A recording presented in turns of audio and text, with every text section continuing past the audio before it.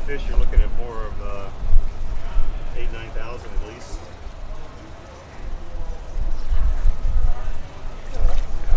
Probably in the $10,000 category. Okay, about 26. 6? High 6.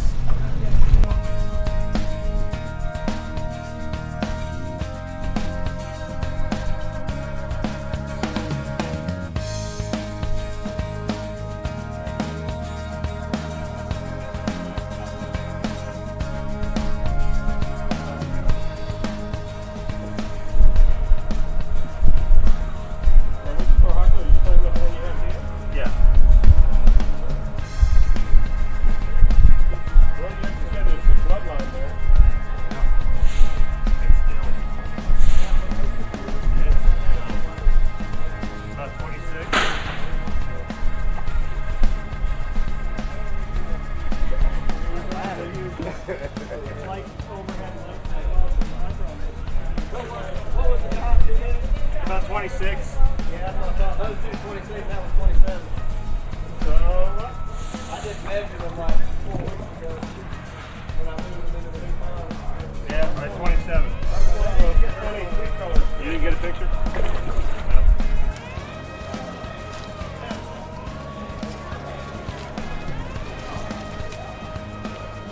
This one's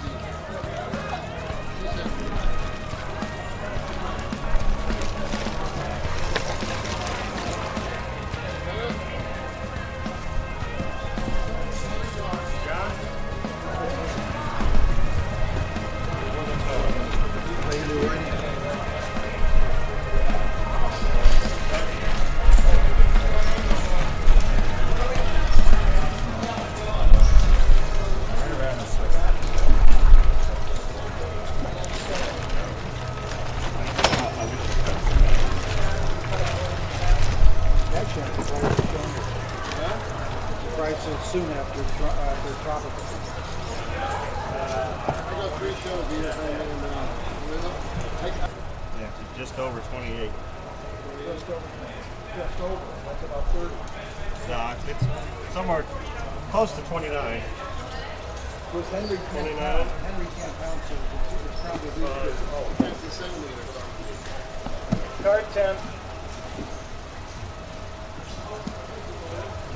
Turn her loose toward me up there one more. She turns around.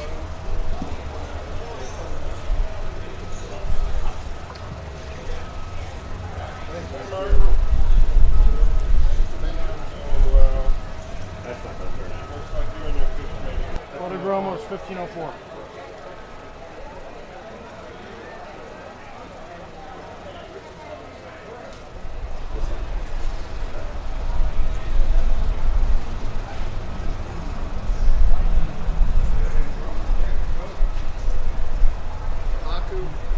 Well, you picture all the other fish that you have, and you weigh it, okay, all the plus and minus, and you go from there. And like you said, overall, these tacos are all not visual. This one, however, is a nice 3-step, Yeah. which is classic. Look at the 37. 37.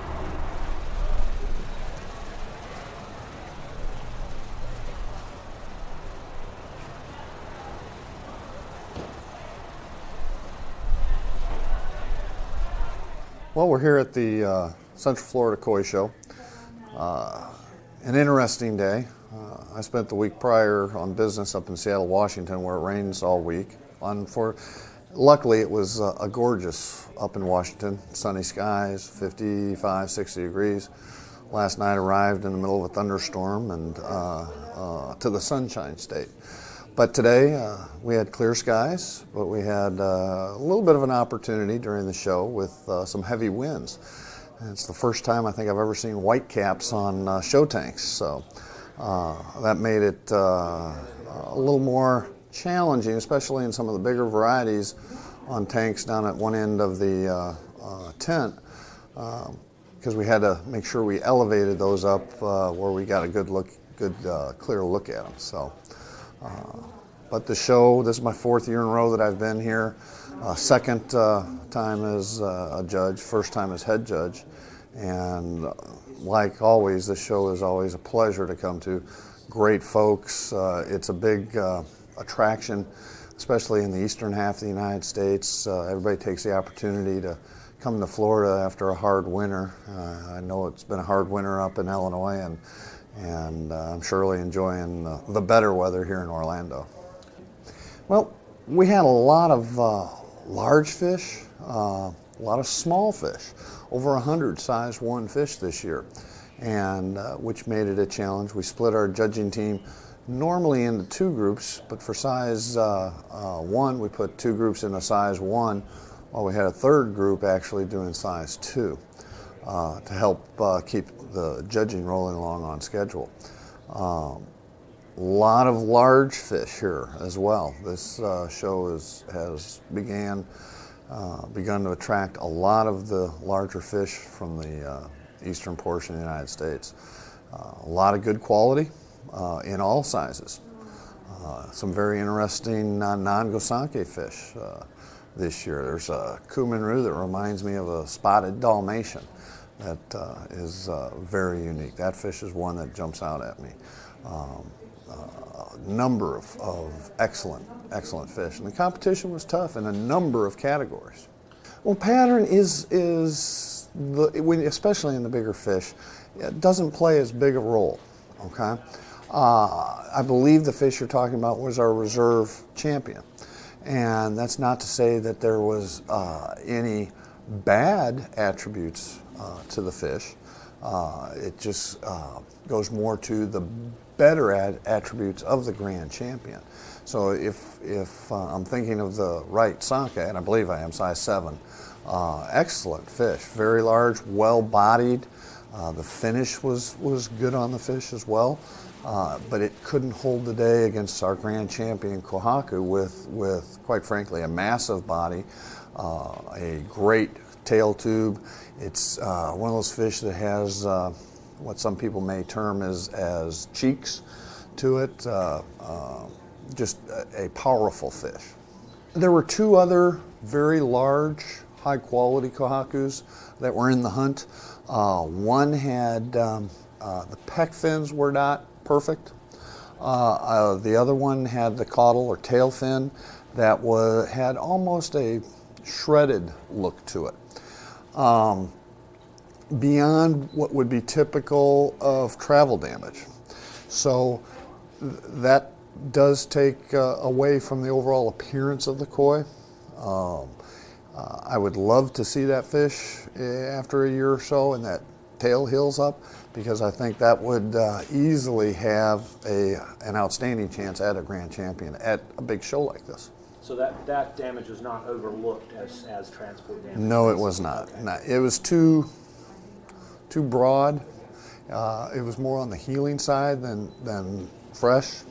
So yeah, we did take that into consideration and discount it for it. You got that Sanke against this Sanke against the Kohaku down in Florida. We had a really good team of judges. We had Larry Gill, who quite frankly was one of my mentors in my early days in the hobby. Gary Chin, another AKCA certified judge. We had Jan Thompson. Larry and Gary are both from Northern California. Jan Thompson from Colorado. And then we had Richard Nanji from, I believe, Holland. All right, and it was unique for them at this show because, like Jan Thompson, they are both candidate judges, and our methodologies or the manner in which we judge here and involve our candidates is much different than what they're exposed to over in Europe. Saw them before. It's 3 and 4 is not there. It's still. You gonna put it in the bowl? They just want me to hold them up. Yeah, that's fine. I'm Larry Gill from San Leandro, California. I've been in the hobby since 1972, so now I'm considered one of the grandfathers or old papa-sans in the hobby. Been in the hobby so long, and finally Bob Finnegan asked me to join the judging program, and since there were no judges from the Northern California area, I decided to throw in my hat, and finally got certified in 1999. I've always raised fish, and then I, like a lot of us, we started with goldfish. Had some goldfish in a small little homemade pond, and then I saw some koi and got hooked. And a lot of accidents, and built my first big pond and under the old Asahi system, and it wasn't satisfactory. So I said, when I move, my next pond is going to be a pond that I'm going to build once and get it over with. And that was completed in 1982, and I still have the same pond, but it's not high tech. It's still very, very old, but it's functional. This is my second trip to the Orlando show. The first trip was as a candidate judge in 1999, and that's when I finished my apprenticeship. And so I'm back here, but I can tell you the quality of the fish from 99 to now, they've made leaps and bounds. Well, it depends on how you look at the fish, and in fact, when it came down to the grand champion, and I was the only one that objected to the choice of the grand champion between the first two choices, but the head judge prevailed. My choice was the Kohaku in tank 32. Okay, that was my choice, and I felt that that was the best fish in the show. They had very good he, and very thick. Who had a beautiful body conformation, and it was perfect all the way down. The only thing that question was two scales was missing on the tail area. To me, was minor. When you look at a big fish, you do forgive. Just like at the age of 16 or a teenager, you have a gut that's not forgiven. But at our age, you have a little gut, it is forgiven. Well, I look at the overall. And I look at overall and look at the shine. You see how it stands out, how it makes a presence in the water, and then I look at all. I don't concentrate on pattern. I go and look at the whole picture. First of all, look at see where it has a presence. Then I look at the body shape, the conformation, and then the quality of the white, the red, the black, and then from there the pattern. Okay, and I like a soft color. Well, I look at it as a mask, just like the Phantom of the Opera, and it had the two eye sockets that made it look really mean and imposing. I like that look. To me, if some fish has a window, and you may look at it as a fault, to me, I look at it as a beauty spot, because nobody's perfect. And when you have a beauty spot, and makes it interesting. Just like Cindy Crawford would not be Cindy Crawford without her mole. Well, depends what kind of competition it is with. When the fish is jumbo size, you forgive a lot, and it depends on what the competition is. One should not be very critical and look at the overall picture and see how it presents itself in the water. Whether it's graceful or it's a distraction. I like the shower, though it had, say, some of the windows, but I didn't think it was a big distraction, okay, because it's very hard for a three-color fish to get all three colors to come back together. If they do, I will weight a little higher than the two-color fish.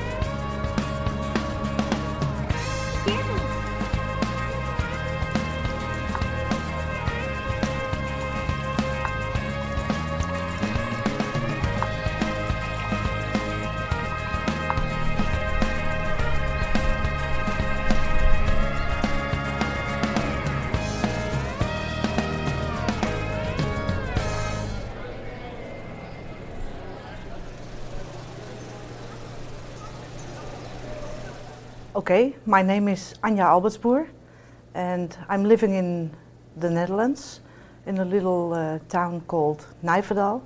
It's a village and we are in Kooi now for about 8 years.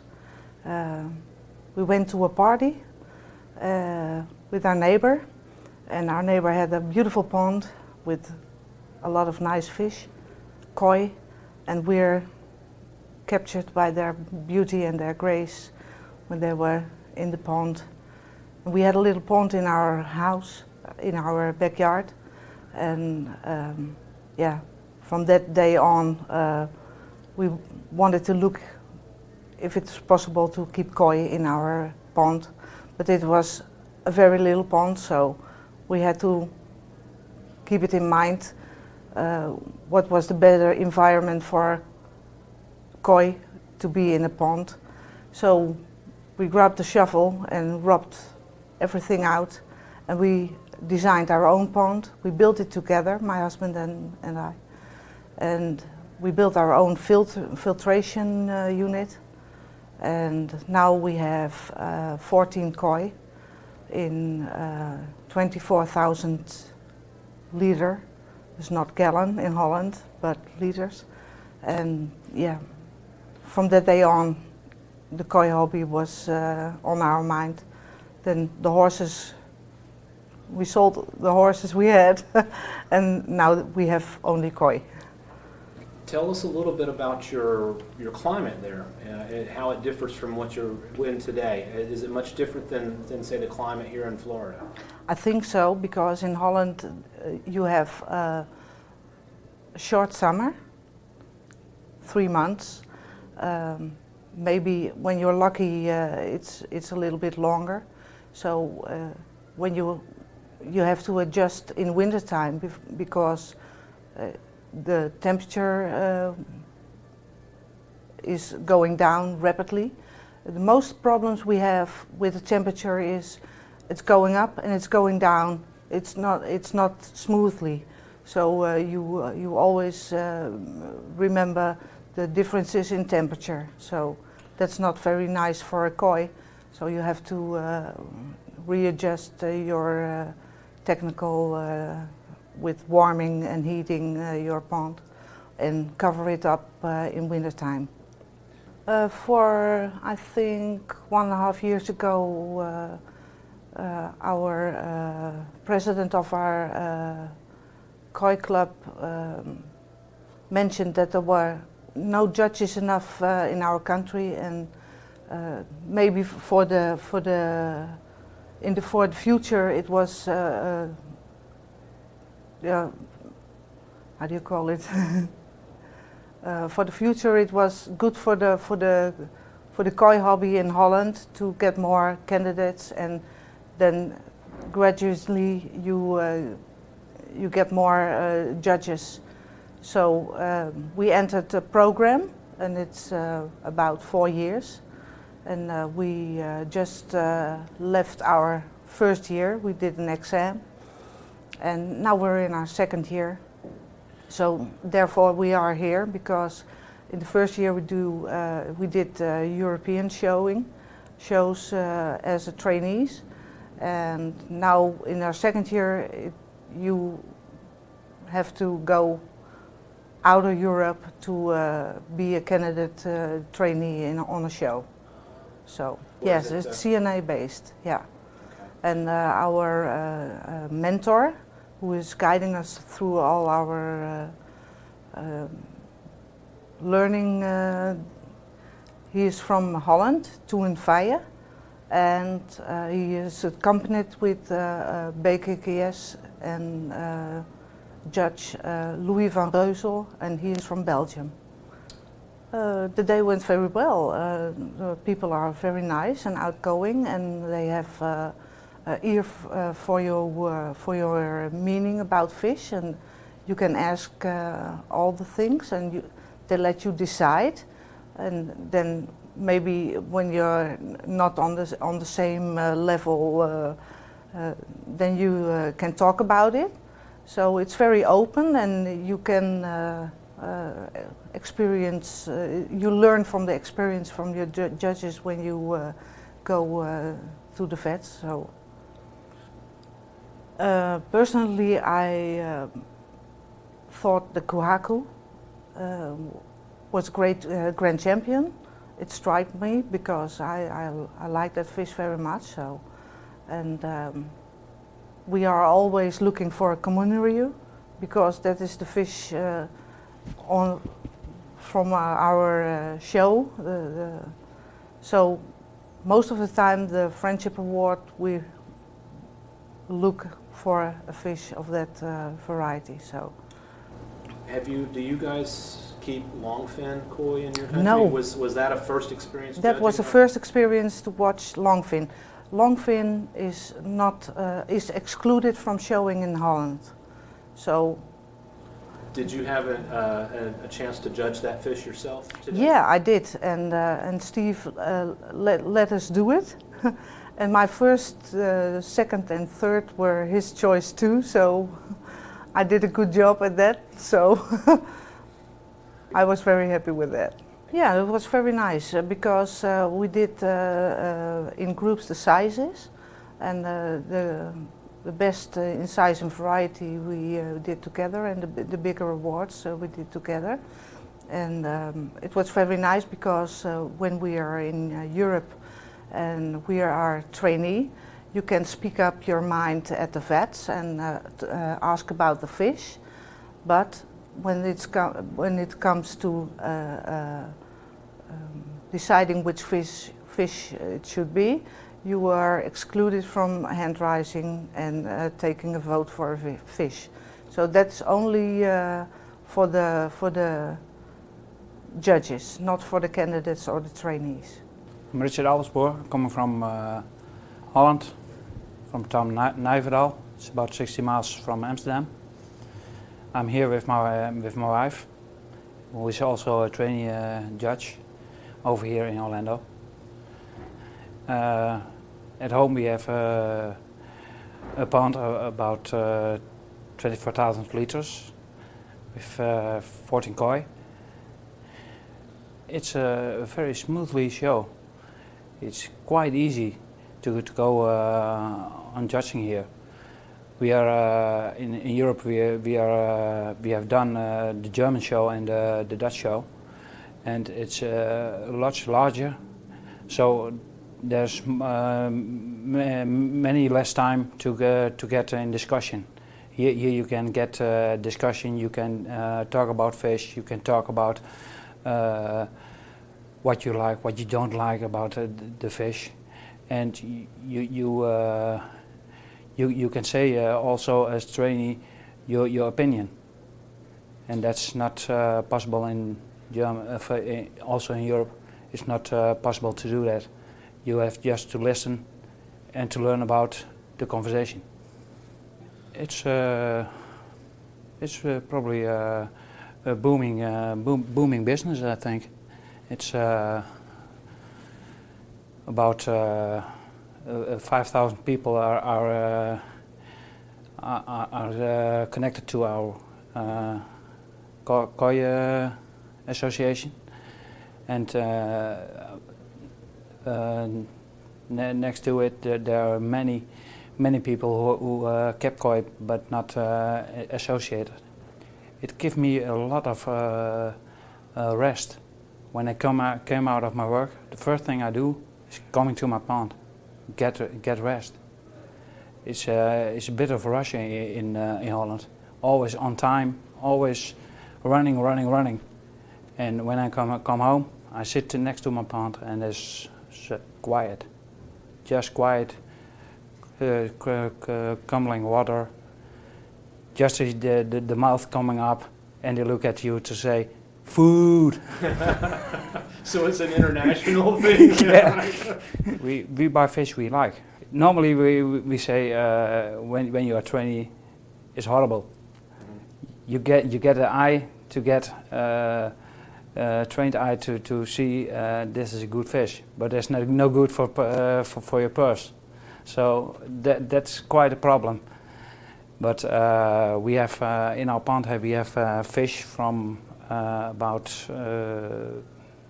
40 centimeters up to 80, and in different categories. We had last year we had bought 2 Sakuma fish, and we are very glad with Sakuma because it's a good breeder, but not in the great name of Momotaro, but also a big opportunity to grow. And the problem with Sakuma, he only gives his fish to the breeders in United States and United Kingdom. So that's the problem for us. We would like to have some more Sakumas. So we go to Great Britain to get them.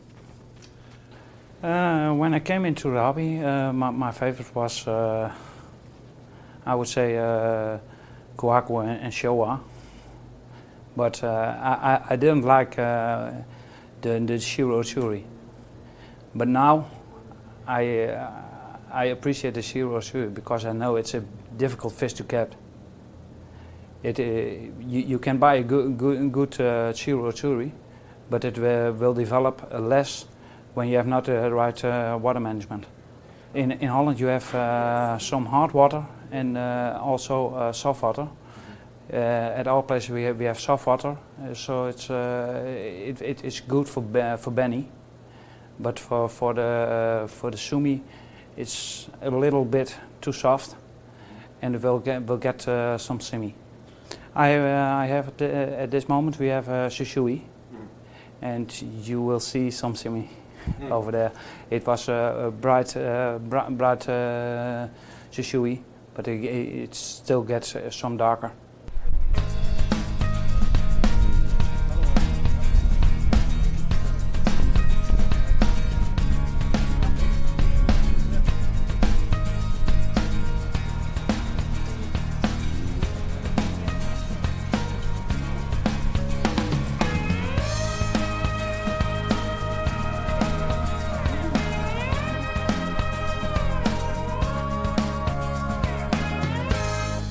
Okay, my name is Gary Chin. I'm a Associated Koi Club of America certified judge. I've been a certified judge since the year 2000.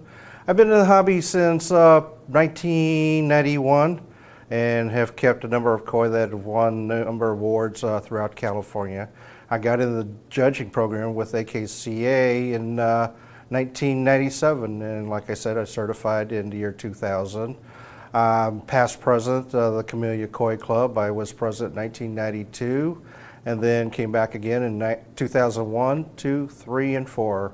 And currently I am the show chair for the Sacramento Open Koi Show that we have every year towards the end of September, and it's at the Placer County Fairgrounds in Roseville, California. It was a nice show today. They set a record for a number of kois entered. 317 koi were entered in the show this year. Of the 317, there were over 100 in the size 1 or 8 inch and below, which really what that means is, you know, if the hobbyists locally are able to keep the koi over the years, they will be able to have a number of koi in size 2 and 3 next year and futures. And so the future looks good for this show with that many size 1 koi.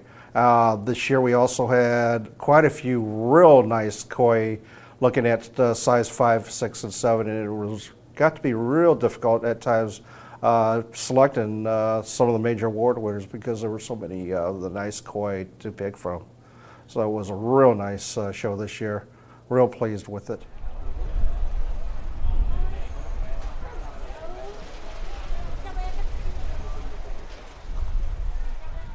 No, I think for the most part, major awards, we were all pretty much on the same page. You know, we're fortunate every now and then that you come across when you're judging, having a koi that just basically stands out and says, hey, I'm the best one here in this variety. We were fortunate we had one that stood out and was best, wound up being grand champion of the show, so it stood out.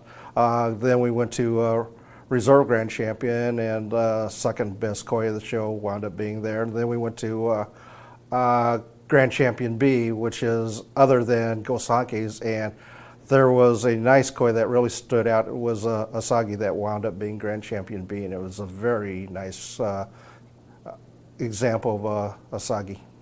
There were a number of Shiro Yatsuris that really stood out that I was real happy to see. It's a black-based koi with white markings for Shiro, and it's not all the time that you get to see nice Shiro Yatsuris, and this show had quite a few real nice Shiro Yatsuris that made you look and think hard about it, and we're real happy with that. And then again, Kohakus in the larger sizes, we had some excellent examples of those that got to be major award winners. So it was overall a nice, well-balanced show. We had a lot of nice koi on the large size all the way down throughout the show. And like I said, it was really well-balanced for the show. Most shows you get to, you know, you will either have one variety that stands out or size that stands out over the other, but this show had well-balanced variety and sizes that were standing out. You know, what I'd like to see is larger size in the Gosankis at the upper echelons. You have Gosankis in the larger sizes that are nice, but I'd like to see them, if you compare them against some of the other Gosankis worldwide, I think we need to get at the larger sizes a little more improvement on as far as conformation goes. So we'd like to see that. And then, you know, the rest of the varieties, they're hit or miss, but I'd like to see them come up too.